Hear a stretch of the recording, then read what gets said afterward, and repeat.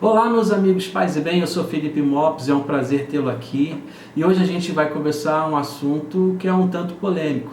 A gente vai falar sobre o envolvimento das igrejas evangélicas e a música, em especial no que a igreja evangélica tem a ver com a guitarra elétrica.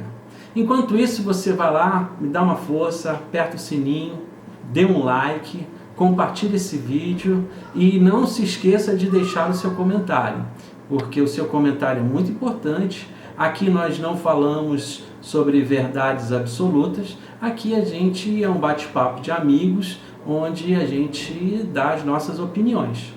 Recentemente, no canal Guitarra com Cerveja, o Rico Bustamontes, ele falou sobre a estratégia de marketing da guitarra Tajima. E eu confesso para vocês que não entendo nada sobre isso, sobre marketing. E não tenho nem como opinar sobre o que ele falou. Em que aí? Eu estou fazendo uma gravação. Mas Eu estou fazendo uma gravação. Vamos lá botar... Eu conheço um pouquinho do ramo de vendas de instrumentos musicais. Praticamente meu primeiro emprego foi vendendo instrumento musical.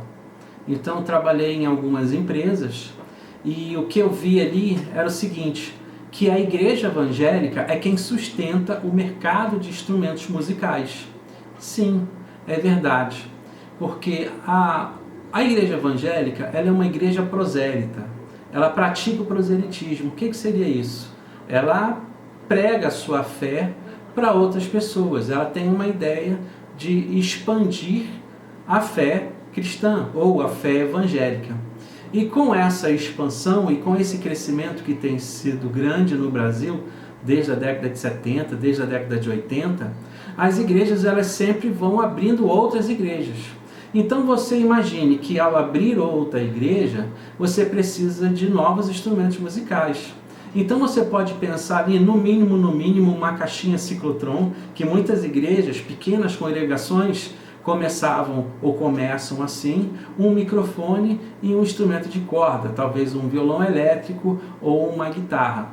Quando ela cresce um pouquinho mais, ela já precisa comprar um PA, um amplificador, 2 caixas de som, uma mesa de som, microfones, e às vezes pode comprar uma caixa para o baixo, uma caixa para a guitarra, pronto, já tem um PAzinho ali completo, vai comprar a bateria e precisa também de fazer manutenção disso tudo.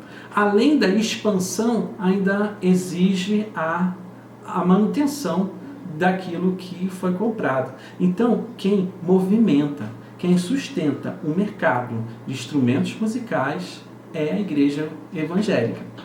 E onde eu quero chegar com isso? A igreja evangélica tem a tradição de construir musicalmente a história de muitas pessoas.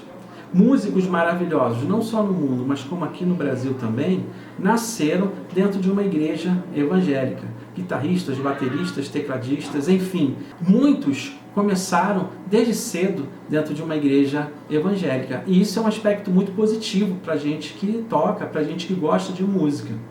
Eu mesmo, minha experiência pessoal, muito do que eu sei, muito do que eu aprendi dentro da igreja evangélica, dentro da igreja protestante. E esse eu penso que seja um papel positivo dessa igreja, ou dessas igrejas. Levando em consideração o meu instrumento, a guitarra elétrica, cara, a gente é responsável, melhor, a igreja evangélica é responsável, talvez pelo não desaparecimento desse instrumento. Pense comigo, eu moro aqui no Rio de Janeiro, então aqui a gente tem, por exemplo, o funk carioca, o samba, que são movimentos culturais importantes, mas que a guitarra não é o instrumento principal. E dentro da igreja, a guitarra, em várias vezes, é o instrumento principal. Principalmente uma guitarra solo, a guitarra com distorção, faz parte da cultura gospel.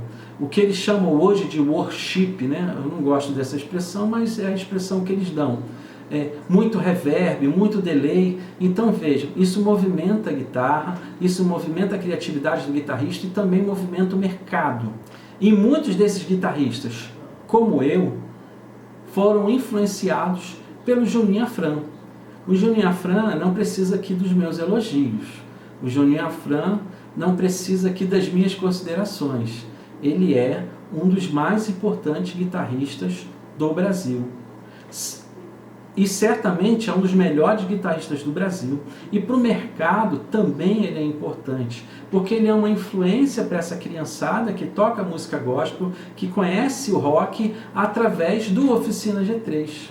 Então, através disso, através do Juninho Afran, a Tajima conseguiu ter uma forte entrada no mercado evangélico, principalmente nas igrejas que podem investir pouco em termos de instrumentos musicais.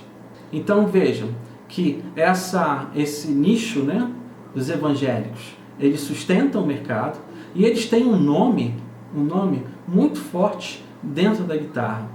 Então é natural que pessoas como o Juninho Afran, que se destacam tecnicamente dentro da igreja evangélica, certamente essas pessoas vão receber o patrocínio não só da Tajima, como de outras empresas nacionais.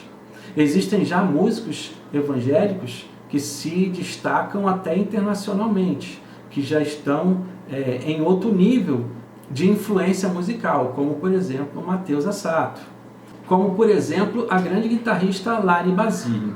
Então a guitarra Tajima é uma excelente guitarra, faz excelentes instrumentos, tem seus erros, tem talvez seus erros de marketing, eu não consigo compreender porque eu não entendo nada sobre marketing. É possível que tenha seus erros, é possível também que essa marca pudesse explorar melhor, como por exemplo o blues, um guitarrista importante do cenário de blues brasileiro, de jazz e por aí vai. Mas eu acho que ainda há um caminho muito grande, não só para a Tajima, para como outras marcas nacionais conseguirem crescer ainda mais no mercado nacional. É claro que o mundo ele não se resume a essa minha pequena opinião. É por isso que eu conto com a sua participação na hora de você escrever o seu comentário aqui no canal.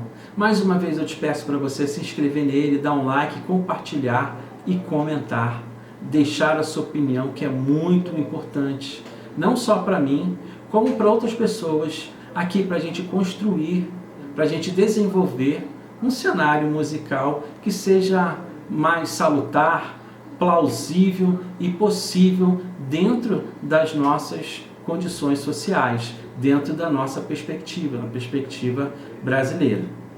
Eu sou Felipe Mopos, paz e bem.